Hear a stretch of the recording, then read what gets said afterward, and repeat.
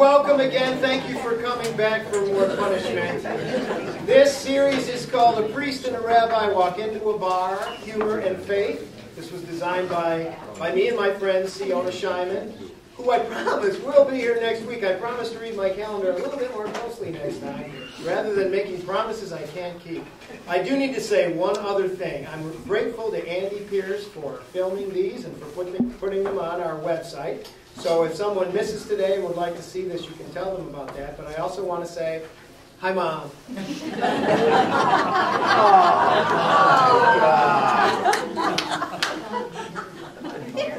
Before I get to my main topic today, because we split out these sessions a little differently, not having 3 two-hour sessions, I didn't really get a chance to do some of the things I did the first week at Lyceum about a month ago. And I did have one section of comments I wanted to share with you. Siona and I were dealing with the issue of treating our classic texts from the Bible, both the Hebrew Scriptures and the New Testament, from the Talmud, the ancient Jewish collection of stories, but not only about those texts, but stories about those texts. Because in our story-centered traditions, we not only tell the stories, we tell stories about the stories. These, I have some comments here that were actually from young students in Sunday school. Apparently, some teachers actually give quizzes in Sunday school. Thank God I never had to take those. But some of these quizzes have been compiled by a writer named Richard Lederer, and they appeared in the 1995 December issue of the National Review. These are actual answers given to questions from Bible quizzes. In the first book of the Bible, Genesis, God got tired of creating the world, so he took the Sabbath off. Adam and Eve were created from an apple tree.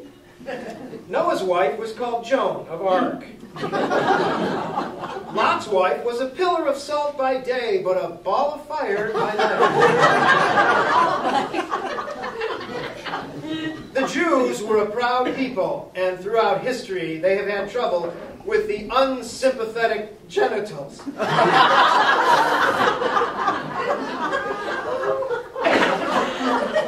sorry, Mom. It's on the paper. Samson was a strong man who slayed the Philistines with the axe of the apostles. Moses led the Hebrews to the Red Sea, where they made unleavened bread, which is bread made without any ingredients. The Egyptians were all drowned in the desert. Afterwards, Moses went up on Mount Sinai to get the 10 Amendments. The first commandment was when Eve told Adam to eat the apple. The 5th commandment is to humor thy father and thy mother. The 7th commandment is thou shalt not admit adultery. Now Moses died before he ever reached Canada. Then Joshua led the Hebrews in the Battle of Jericho. The greatest miracle in the Hebrew Bible is when Joshua told his son to stand still and he obeyed him. David was a Hebrew king who fought with the Finkelsteins, a race of people who lived in biblical times. Solomon, one of David's sons, had 300 wives and 700 porcupines. Turning to the New Testament, when Mary heard that she was the mother of Jesus, she sang the Magna Carta. When the 3 wise guys from the east arrived, they found Jesus in a manger. Jesus was born because Mary had an immaculate contraption. St. John the blacksmith dumped water on his head. Jesus enunciated the golden rule, which says to do one to others before they do one to you. He also explained man doth not live by sweat alone. It was a miracle when Jesus rose from the dead and managed to get the tombstone off the entrance. The people who followed the Lord were called the 12 decibels. The epistles were the wives of the apostles. One of the opossums was St. Matthew, who was by profession a taxi man. St. Paul cavorted to Christianity. He preached holy acrimony, which is another name for marriage. A Christian should have only one spouse. This is called monotony. I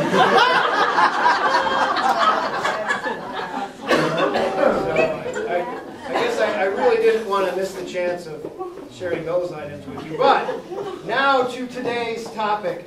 One of the things you have heard me repeat over and over again is this simple byline: be kind. Everyone you meet is fighting a hard battle. It is so true that everyone in this room, everyone you will ever meet, is carrying something around either for him or herself or for someone that she or he loves. That's a heavy load and a sorrow. If we knew the things that other people were carrying around, we would be so much kinder and gentler with one another. I'm convinced of that. I wanted to talk today about dealing with pain through humor. The greatest sorrow, the greatest pain in my wife's life, my life, is having a daughter that we had such hopes for, but she has had a profound, pervasive developmental disability all her life. Marie is never going to live normally. She's never going to get married. She's never going to be able to drive a car or hold a regular job. She's never going to have a really normal relationship. She can't even live on her own. She can't be left unsupervised for 5 minutes. She has intelligence deficits, and she also has the condition known as autism. To give you a little bit of history on this, we thought we had a normal, beautiful little baby girl until she was about 3 years old, and we realized, boy, it's unusual that she hasn't said a word yet. And it was wonderful. I mean, our son, the firstborn, was the noisiest baby in the universe, never stopped crying. So we got this quiet baby, and we were very grateful for having, sleep and just a little bit more quiet in our lives.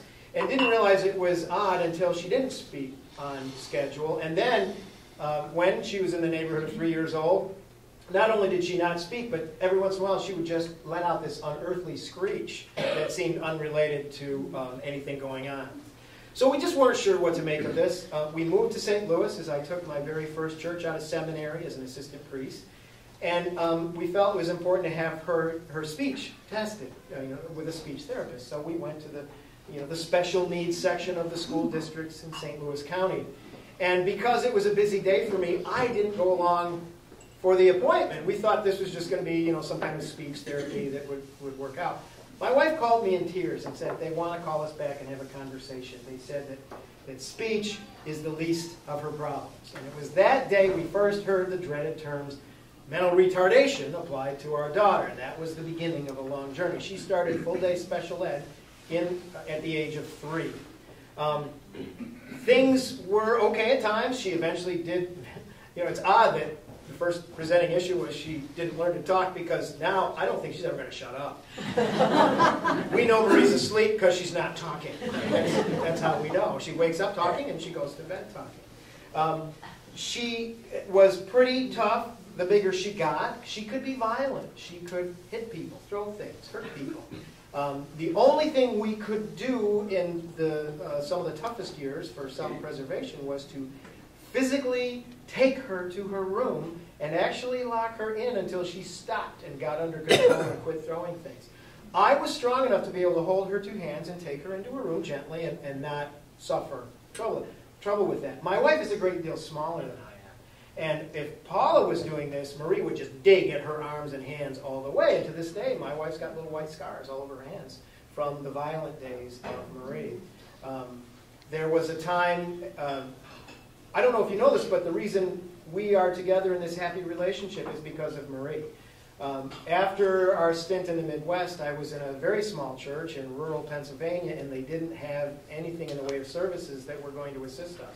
Things were so bad, the school was so incapable of dealing with her, even in the special education classroom. We made the decision to bring her home. My wife was her teacher and her mother for 3 years. She had her full time because the school simply couldn't do it. And finally we got to the point where we said, we've got to get out of here. We've got to go. We've always wanted to live in upstate New York where our families are. Maybe we can find a place or I can serve a church and there will be good services for kids with special needs. That's how we found Binghamton. That's how we ended up here and have been extremely happy ever since, both with the school systems that we have worked with and the not-for-profit organizations which have literally saved our lives. We've got a guy in the room here who knows about this, new member of St. Mark's, Dave, in the black jacket back there. I met Dave back in 1996 when we first started taking our daughter to an agency that he worked for at that time, although he has a new job since then. But he worked for HCA, and they had occasional overnight respite times on Friday. That saved our lives. I mean, it was 24/7 with Marie. This, for the first time, gave us a little bit of freedom as they would take her for 24 hours. And Dave was one of the first faces I saw. And they took incredible care of her. And we got involved with that agency in 1996 and are still involved. They now manage the group home in which our daughter lives. And it's taken some time. She's lived in that group home, 2 group homes, almost 10 years.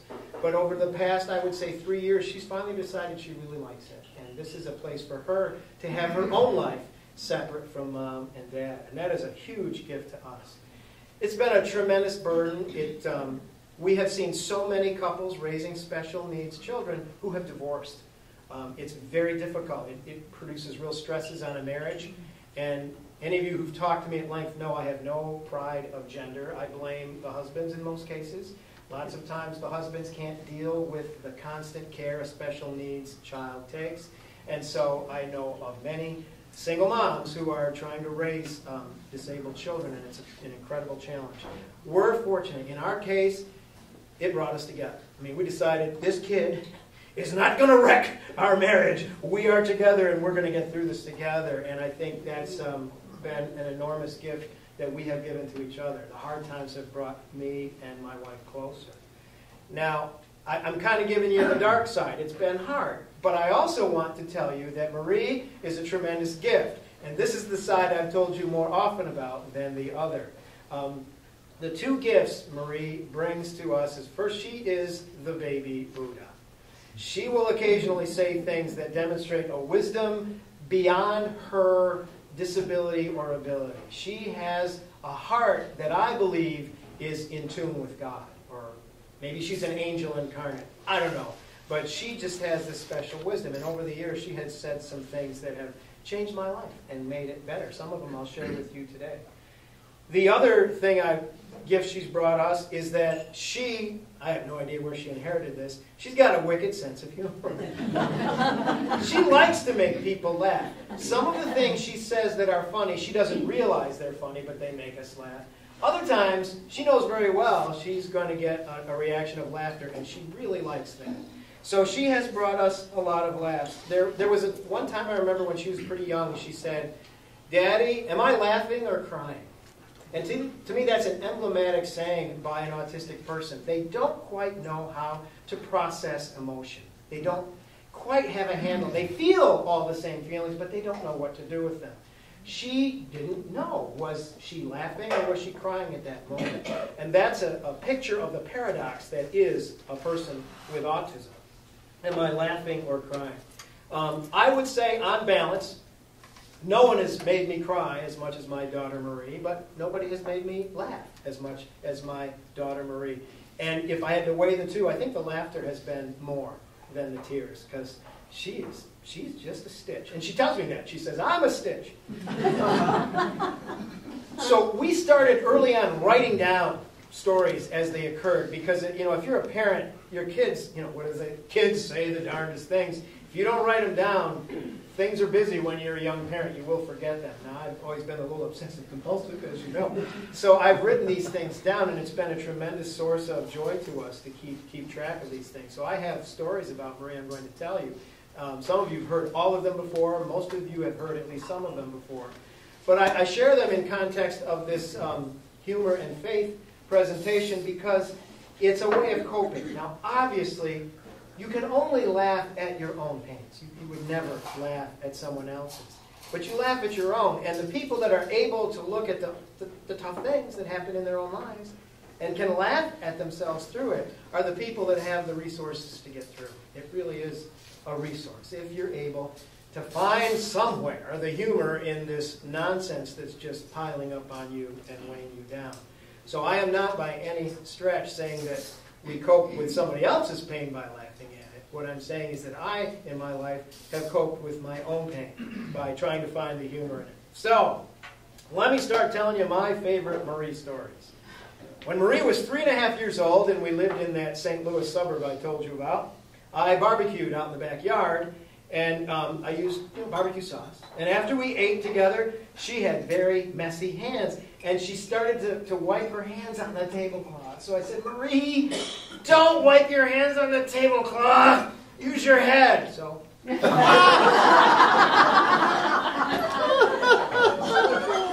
a shampoo that night. This next interchange we have talked about a lot. She was 4 years old, I think, when she said this.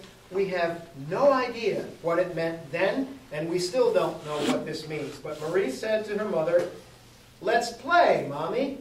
And Paula said, "Okay." Marie said, "You be the idiot. I'll be the crocodile."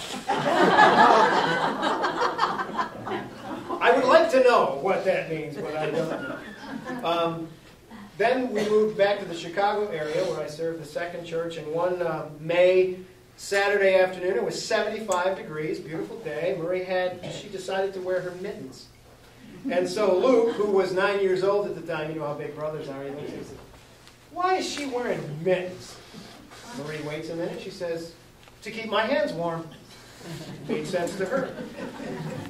One time she had a conversation with Paula, and she said, "What's that flower?" And Paula said, "Forsythia." Marie said, "Who's Cynthia?" Paula said, No.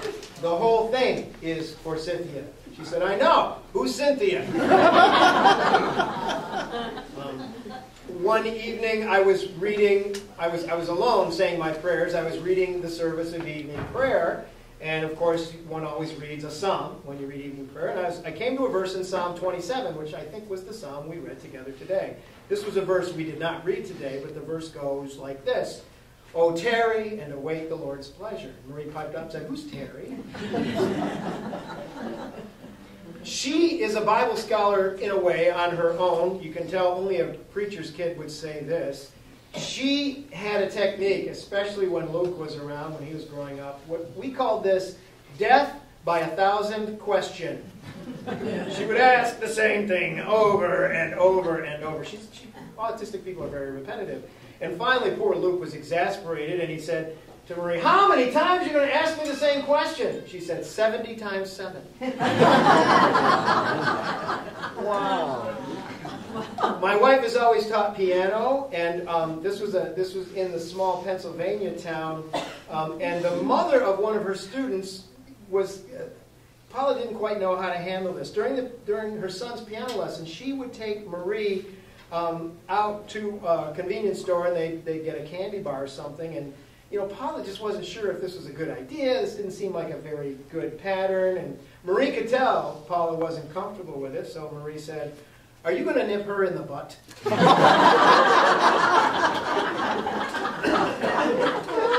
She was close. As you know, I talked last week about growing the facial hair to try to look older, and I've had various permutations, and sometimes I have a mustache, sometimes not, and I shaved off a mustache one time. Marie looked at me and said, "Daddy, I like your mustache better without it." I mentioned that Paula had homeschooled her for a period of time. We were getting ready in the fall of '94 to move away from that Pennsylvania town. We didn't know it yet, but we were going to move here. And so we decided to reintroduce her into the school program, and they were willing to work with us. It was rocky, but we tried to get her reintegrated into the public school. And at first she only went in the afternoons. And Paula wrote a letter to her relatives that described one of the experiences. "Marie is really enjoying her afternoons at school. One cannot say the same for her teacher, but hey, it's a start." Now the school psychologist was in her room last week observing Marie's class on a day she was having trouble with her bosoms, as she calls them. She kept yanking at her shirt and telling her teacher that her bosoms were irritating her. And her teacher informed her that this is a private thing that you can discuss at home with Mom. So Marie said, well, if we can't talk about my bosoms, can we chat about my gallbladder? One wonders what dire thoughts a psychologist might have about such a conversation, but this one is a good egg, and as he told the story, he nearly fell off the chair. Okay, here's one. My wife had a... This is on the web. My wife had a little gas. Marie said, Mommy, why did you fart? My wife said, to make little girls ask questions. Marie said, it didn't work. Sorry, honey. One day Marie said to her older brother, don't eat your boogers. That was a new refrain of hers. And Paula says, yeah, you'll ruin your supper. Marie said, that's my motto. When we moved here to Shenango Bridge, again, it was difficult to keep Marie happy and contented at first. We finally discovered she liked going for drives in the car. When I first moved here, I drove all over Broome County with Marie after supper. It's how I learned where things were in Broome County, and it kept her calm and tranquil, and we enjoyed that. And one day we were driving around in the car, and Marie looked at me and said, Daddy, I like your nose. Where did you get it? I said, well, I was born with it. Where did you get yours? She said, I picked it.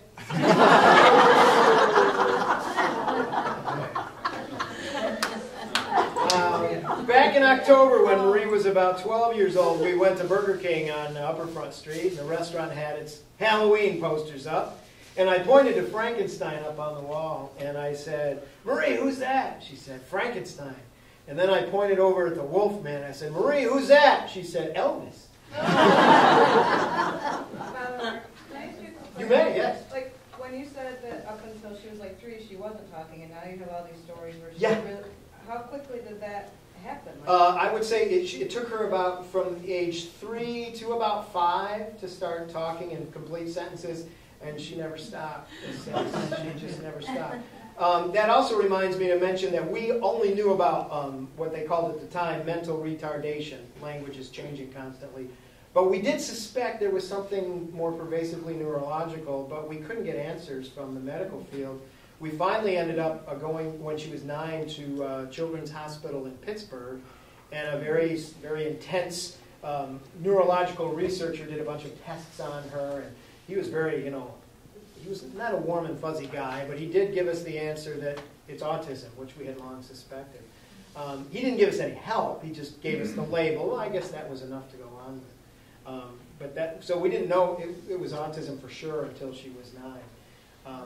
But the thing is, for an autistic kid, she's awfully connected to the world around her in her own way. So every person with a disability is different, and there's no cookie cutter. And her way of being autistic isn't the same as somebody that is a little bit more intensely in the way, or maybe even less so. But she's certainly on that spectrum. So we're driving another evening. I guess she was about 12 at this time, and she said, Daddy, take your glasses off.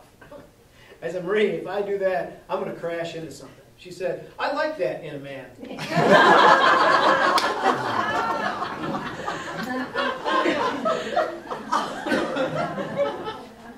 One night I was tucking her in at bedtime, and I've always remembered this one.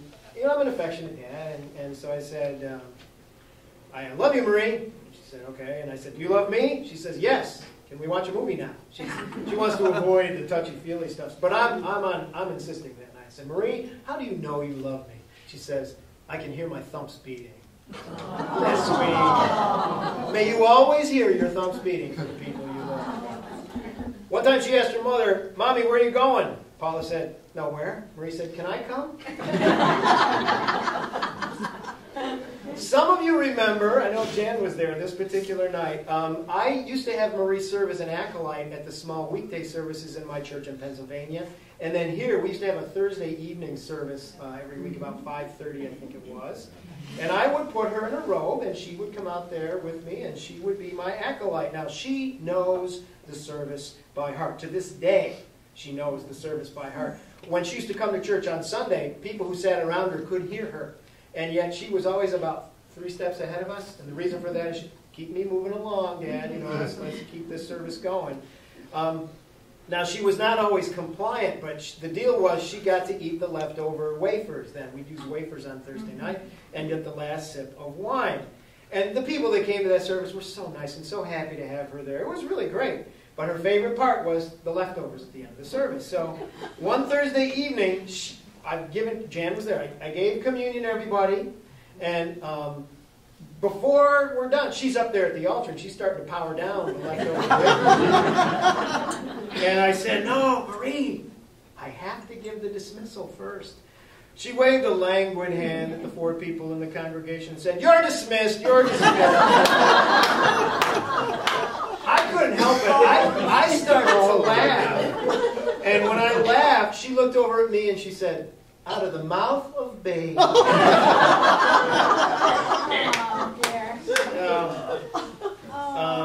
Let's see, back in about 99, Paula and Marie went for a walk. Marie at this time would have probably been 14, 15 years old.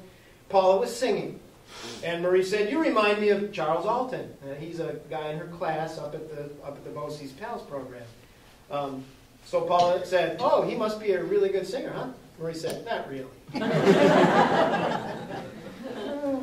Paula and I actually went away for 5 days one time, just the 2 of us. My parents stayed with Marie all week at our home. She was in summer school. This gave us a wonderful break. And then we got home. My parents left. We were eagerly waiting for that bus to get back, our first day back, so we could see Marie. And she got off, straight face, you know, no big excitement. But they had this conversation. Paula said, boy, I missed you.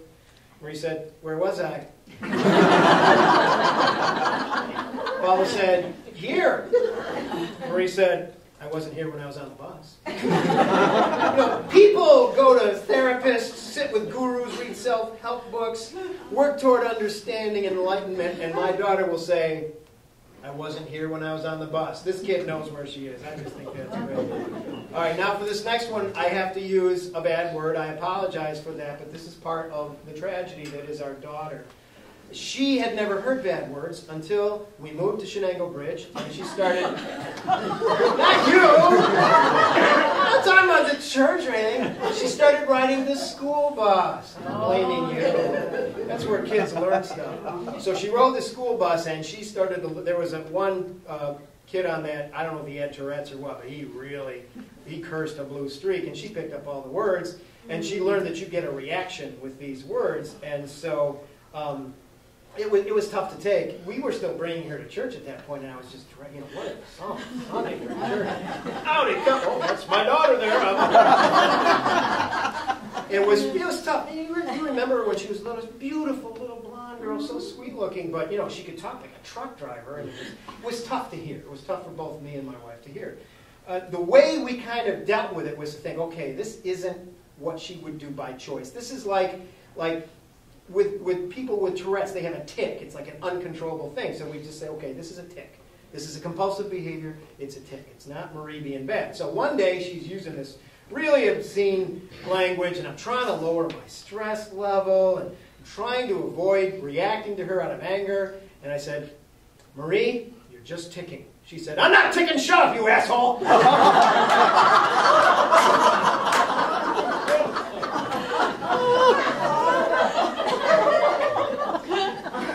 That's my girl. One day, Marie gave us a baby Buddha moment. She said, if you were you, what would you do? I love that line. My friend Rabbi Siona loves that line too. There is a Jewish rabbinical story that goes like this. There was an old rabbi named Rabbi Zusia.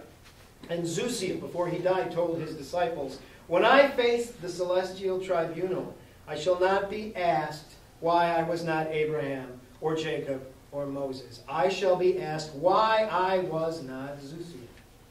If you were you, what would you do? I'll tell you, she's the baby Buddha. Okay, here's another one. I got to use another bad word, same one. Brushing Marie's teeth at night was often tricky, but she would insist on routines, and my wife is so patient. One night Marie says to Paula, brush my teeth, asshole. Paula says, I can't hear you when you talk that way. Please brush my teeth, asshole.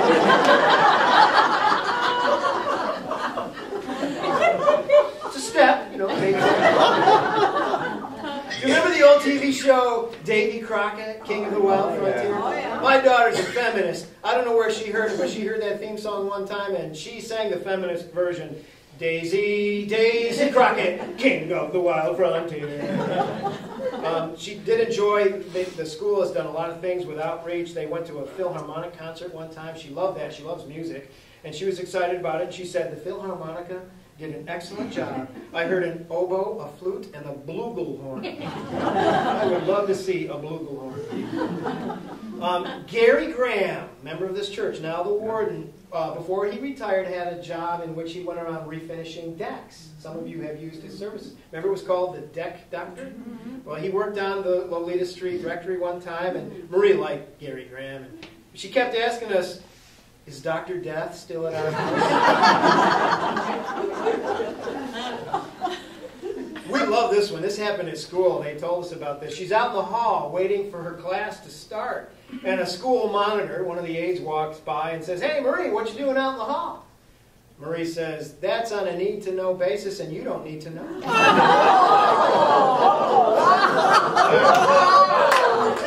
That's my girl. Oh, she was about, let's see, she was probably 18 or so, and she asked Paula, is Mark the Evangelo dead? Paula said, yes.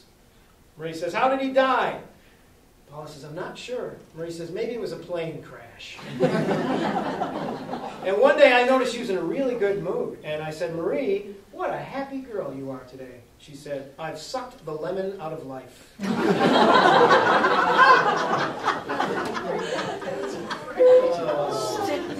Back in the year 2000, my grandmother's sister, who was 95 years old, died.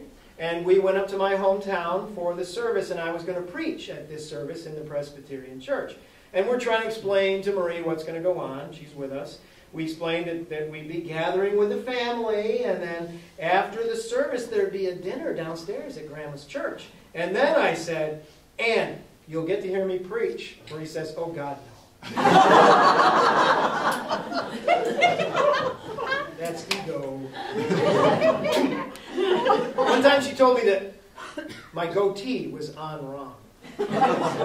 How can my goatee be on wrong? She said, it's on backwards. And then there was the day she asked me, what if your husband died? Would you like that? I said, I don't have a husband.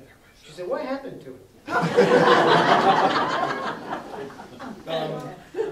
You ever have a deal when you have to change the license plates on your car and the bolts are really rusted and it's a real mess? Well, I don't do well with things like that. I'm just not good at it. The screws have been stripped. It was really hard, but Luke was home from college, bless his heart, my son the mechanic, so he and I were out there doing this together, and he got it done. And at supper that night, I'm praising my son Luke and thanking him, and Paula says, that's why we had a son.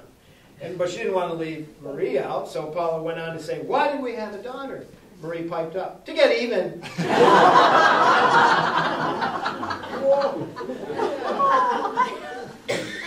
One morning she had her nose was really pink, especially on the bridge of the nose. We weren't sure why, so Paula said, how'd your nose get so red? Marie said, I cut myself shaving. I was asking Paula, I've never been to a barber or a hairstylist in my life. When I was a kid, my mom cut my hair, and then as soon as I got engaged to Paula, she cut my hair, so I've always been, my haircut's always been by either my mom or my wife. And one day I was asking Paula for a haircut, and I wandered into the den wearing only my sweatshirt and my underwear. And Marie and Paula were watching a video, and Marie is eating a sandwich. Marie looks at me and says, put some pants on, I'm eating here.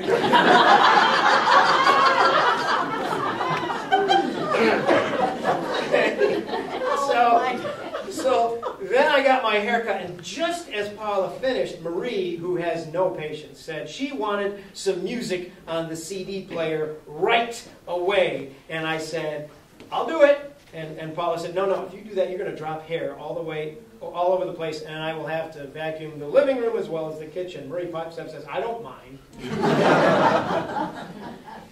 Then there came that terrible year when I left you all, and I was at the cathedral, and Marie went to the cathedral, and both of us did okay for about 2 months, and then the wheels came off in both of our lives. It was really a bad time. On the way home from church that December, Marie said to Paula, I love this, liturgy is like post-nasal drip. And then she asked, who's that guy who talks all the time, like Dad? But then, that month, I've told you, this is the best ever. It was 3 days before Christmas. And as you know, I was in a bad way. I was so unhappy. But I'm still in love with my family, still in love with my kids. And even though Marie was having a hard time, I still wanted her to know I love her. So I was telling her I loved her. Now, the thing with autistic people, they don't like to look you in the eye. It's uncomfortable. It's too intense somehow. And so I said, Marie, I love you. And she said, I love you too, Daddy. But she wouldn't look at me. And I know that she's not comfortable, but I was having a bad time. And so I was frustrated. And I said, Marie, why won't you look me in the eye? And immediately she said, without looking at me, because I can look you in the heart. And that is the truth about that person. She is what we call an empath. She is so sensitive to the needs and the feelings of the people around her. She'll know what you're feeling before you do. And that was an enormous gift she gave to me. I've always thought that came at Christmas time because that's what God says to us at Christmas too. God becomes one of us in the baby in the manger, and God says, I can look you in the heart. I know what you feel like because I am feeling it with you now. So of all the baby Buddha moments I've ever had, that's the one that is engraved on my heart in gold letters and will never leave me. I just love that. I can look you in the heart. I was really down, as I said, about being dean of the cathedral. About March rolls around, and I came home after a good day. I'd been in the hospital visiting parishioners, and I've always found that meaningful, and I enjoy that part of my work. And Paula said to me, you seem chipper today. And I said, well, I'm a priest today, not the dean of the cathedral. And Marie said, dean of the cathedral, guy of choice. I thought that was funny, so I tried to get her to say it again later in the day. I said, hey Marie, dean of the cathedral. She said, read 'em and weep.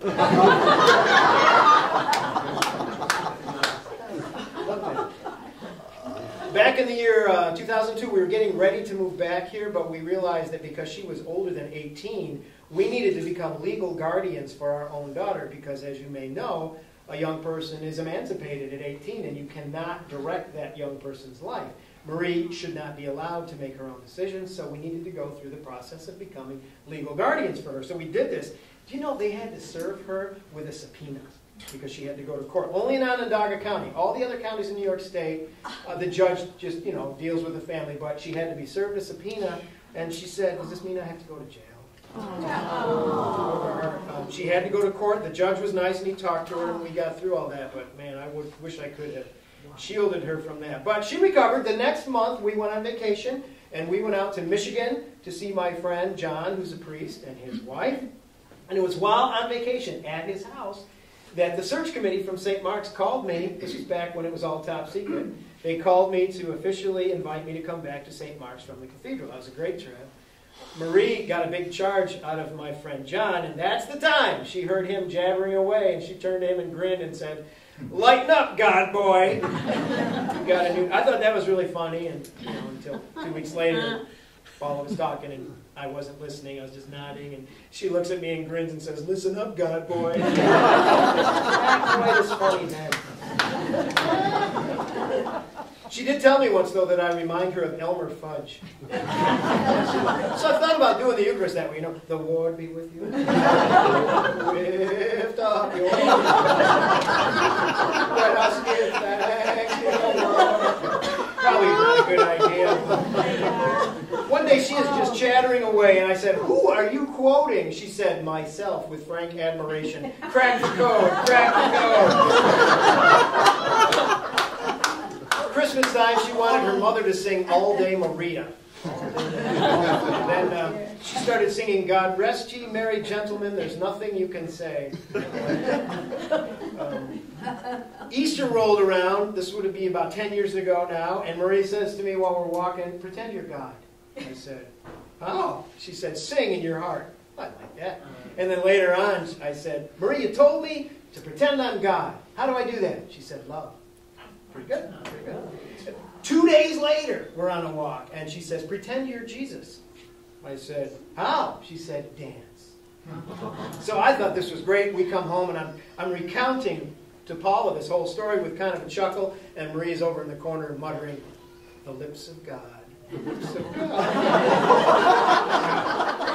Just to keep us grounded and not think she's like a supernatural being or something, later that day she said, do we have any yak butter left? And one time we're walking across a crowded parking lot. She turns to me and said, do you have any pantyhose left? How do I answer that question? The people were listening. What do I say? No, my last pair has a woman. She remembered the time we had that Halloween party here and I wore a pair of pantyhose. I was the fairy godfather. I couldn't explain that to everybody listening to this. Oh, do you have any pantyhose left? That was no win.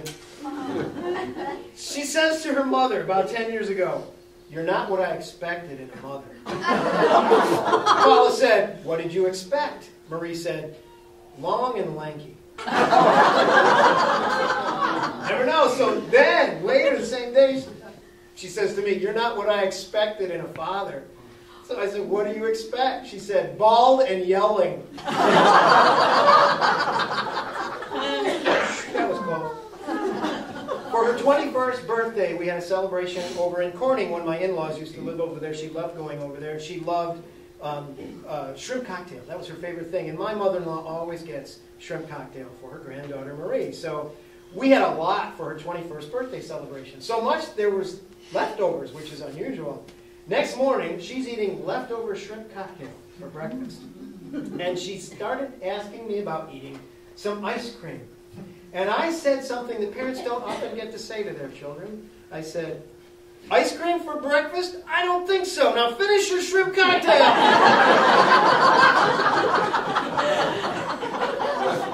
That was a good day. One day she said, what a beautiful day. No, I guess I said, what a beautiful day. And she said, it is. No, wait, I got this wrong. She said, what a beautiful day. And I said, it is. She said, thank you. I said, thank you? Did you make this day? I did, she said. I said, what are you, God? She said, I could be. Then, when you're 21 years old in the special ed system, the year you turn 21 is your last year in school. You age out of the program, and they have a graduation ceremony. I was asked to be the commencement speaker for her class. It was a real thrill for me, and I wanted to do it really well. And I wanted maybe some input from Marie, and so I asked her what she thought I should say in the graduation speech. She said, tell them, have a nice weekend. That wasn't really helpful, so I said, Marie, finish this sentence. Here are your diplomas. She said, read them and weep. So I didn't use that line either, but later I'm telling Paula, oh man, graduation speeches. No one remembers, no one cares. Marie says, good point, Dad. So I fixed her, I wrote a song, and that was a big hit. That was fun. Luke and Christy got engaged, and we were all excited, and we went to pick Marie up from her group home, and we said, Marie, Luke and Christy are getting married. Marie low-key says, cool. To who?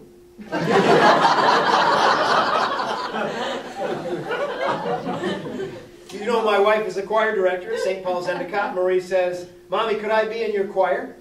Paula says, sure, I could use some good sopranos. Marie says, how about altoids? I don't know where this came from, but Paul and Marie were talking about my work as a priest, and Marie started muttering, he's a good Christian boy. And then there was a day she said, what's that I smell? Antelope? Good roasted. There was a day when someone put pink flamingos and pigs in our yard. This is when we still lived at Lolita Street. And we always suspected Anne Rang, who was a very special friend of Marie's. So I asked Marie where she thought they came from, and she said, Lillian Vermin. Now, one day Marie said, I'm a Buick. I said, what are you talking about? She said, to be honest with you, I don't know what a Buick is. Now, once she moved into the group home, because we only see her 24 hours out of the week, the frequency of the baby Buddha moments dropped, but she did call me a smart axe. And then we did visit her grandparents over in Corning one time, and she was looking at the pictures that my mother-in-law has on the shelves of all the relatives, all the family. Most of them have passed away. And Marie's trying to get this straight, and she always had a fixation on who's alive and who's not. So one time she said, is Bach dead? But she's pointed at the pictures. Is he dead? Grandma says, yeah. Is she dead? Yeah. Are they dead? Yeah. And then Marie looks at her grandmother and says, are you dead? My mother-in-law laughs, and she says, no, not yet. Marie says, well, you look it. How did Grandma take that one? Now, in fairness, I think what she meant was, you look like the people in those pictures. Oh. I think that's, but we have not let my mother-in-law forget that. You know, one morning I got up in the morning with bad head, and Marie says, your hair is womped. And I said, are you mocking me? She said, no, I'm laughing at you. Marie's teacher and I were talking on the phone one time, and she said, don't you call Marie the baby Buddha or something? I said, yeah. She said, well, I have another one for you. They were walking together in the hall, and Marie said, did your husband die? And this teacher said, no, I'm divorced. And Marie said, then your heart died. Oh, yeah. Then later that day, she called her mother Miss Gooey Two Shoes. And they were out in the backyard and looking at a flowering tree, and there were a lot of wasps, I guess, bees. And Paula said, look at all those wasps. So Marie started to sing the famous Australian song, Wasping Matilda. I don't know what. One day she just opens the glove compartment in the car, looks in and closes it. I said, Marie, what's up? She said, no gloves. Part of our routine is to walk the mall. You'll see us at the mall on Friday afternoon and Saturday morning unless there's conflict, but Marie likes to walk the mall. We walked the mall one day. We're in Sears, walking past a pile of underwear for sale. In a loud stage voice, Marie says, need a thong? Thanks, honey. This one does not put me in a good light. Marie and Paul, again, this is before we moved up on the hill. We lived in Shenango Bridge. Marie and Paul are in the car. Marie's in the passenger side, and they're on River Road. And an elderly woman pulled, I'm sure it was none of you. An elderly woman pulled right out, just right out in front of Paula, a little dangerously, but then drove like 5 miles an hour. On they go. Marie looks at her. Aren't you going to say anything? Paula says, you've been riding with your daddy, haven't you? Busted! Marie loves candles, always has. She just has a fixation on them, but she likes them unlit. But one day she did ask me, do you like candle opera? One day I asked her, do you want some chocolate marshmallow ice cream? Which is my favorite flavor. Marie said, yeah. Did you know chocolate marshmallow ice cream is good for you? I said, no, I didn't know that. She said, it is now. Any of you remember our greyhound, Floyd? Beautiful dog. One day he was laying next to the warm gas stove. Greyhounds are couch potatoes. Marie looks at him and says, Floyd is comatose.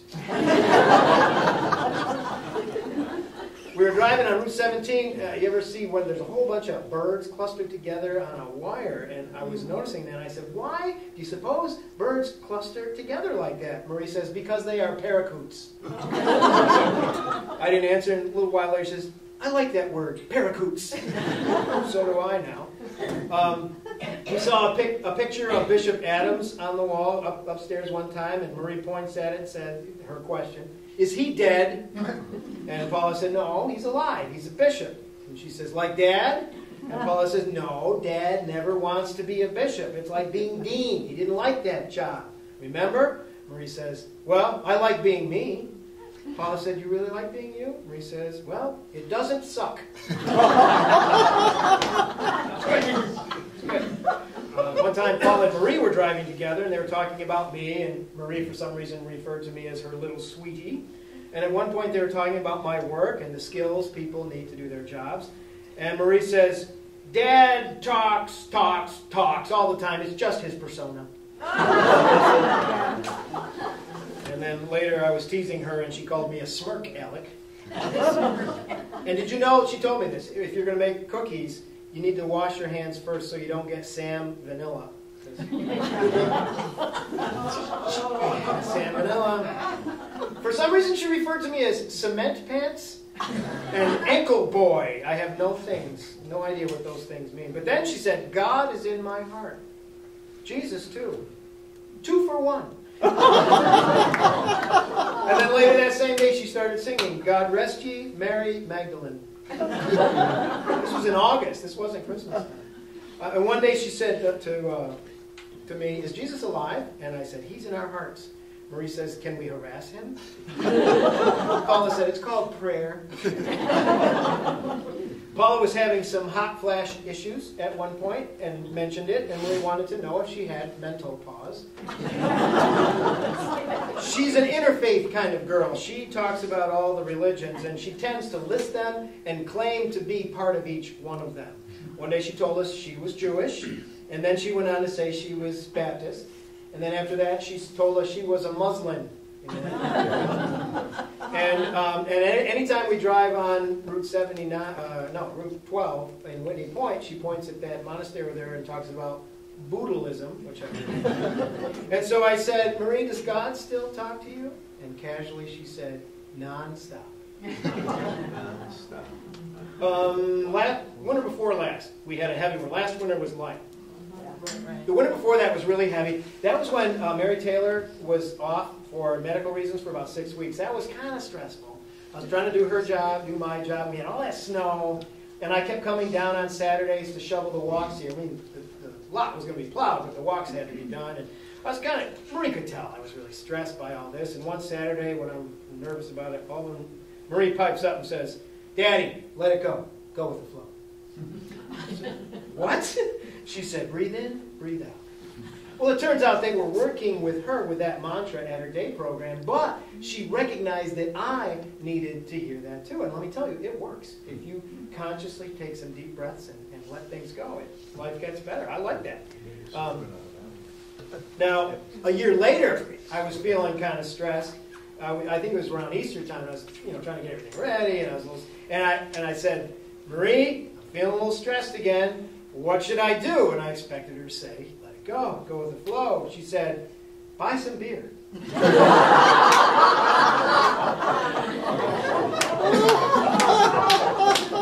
Sometimes it's the unorthodox approach. So she is a strange and wonderful gift. She has been both the hardest and perhaps the most joyful thing in our lives as a married couple.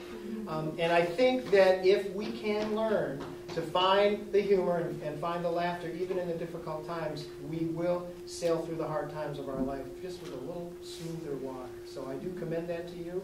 Never laugh at others' pains, but maybe you can sometimes laugh at yourself as you go through this stuff. So, blessings upon you. Next week, I promise, Rabbi Siona Scheinman will be joining us. I've got the day right. So see you next time. Thanks.